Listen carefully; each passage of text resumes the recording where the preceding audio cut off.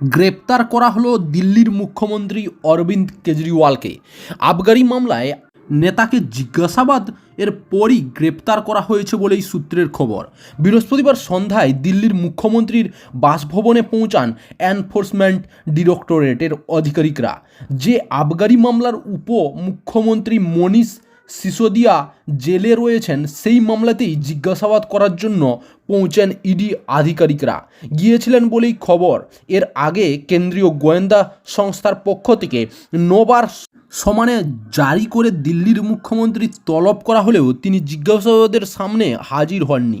শেষবার তাঁর গরহাজিরার পরেই তল্লাশি ওয়ারেন্ট সহ হাজির ইডির উচ্চপদস্থ আধিকারিকরা।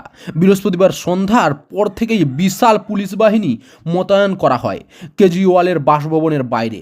ইডির হানার খবর পেয়ে আপ শীর্ষ নেতৃত্ব এবং সমর্থকেরা সেখানে পৌঁছে যান এবং প্রতিবাদ করতে শুরু করেন সূত্রের খবর।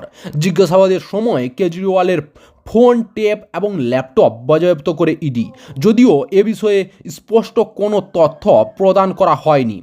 আবগারি সংক্রান্ত মামলায় তার বিরুদ্ধে যাতে কোনো কঠোর পদক্ষেপ না করা হয় সেই জন্য হাইকোর্টে আগেই আবেদন জানিয়েছেন অরবিন্দ কেজরিওয়াল। সেই আবেদন নাকচ করে দেয় আদালত। শেষ পর্যন্ত গ্রেপ্তার হন আপ নেতা। প্রসঙ্গত, অরবিন্দ কেজরিওয়াল গ্রেপ্তারির পর আবগারি মামলায় সুপ্রিম কোর্ট যাওয়ার সিদ্ধান্ত নিয়েছে আম আদমি পার্টি। দিল্লির শিক্ষামন্ত্রী এবং আপ নেত্রী অতিশী মার্লেনা টুইটারের মাধ্যমে তার টুইট করে জানান, আবগারি দুর্নীতিতে দিল্লিতে এর আগে মনীষ সিসোদিয়া, সঞ্জয় সিংকেও গ্রেপ্তার করেছে ইডি।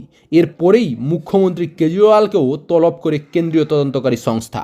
চাকরির খবর থেকে শুরু করে নিয়োগের খবর থেকে শুরু করে ঝড়ঝঞ্ঝা, দেশ বিদেশ, রাজ্য, জেলা এবং আপনার শহরের খবর একটা চ্যানেল আমাদের newsbangla.com সবার আগে আপনারা পেয়ে যাবেন। তাই চ্যানেলটাকে অতি অবশ্যই সাবস্ক্রাইব করে পাশ থেকে বেল আইকনটা ক্লিক করে অল নোটিফিকেশন অন করে রাখুন। জয় হিন্দ, জয় ভারত।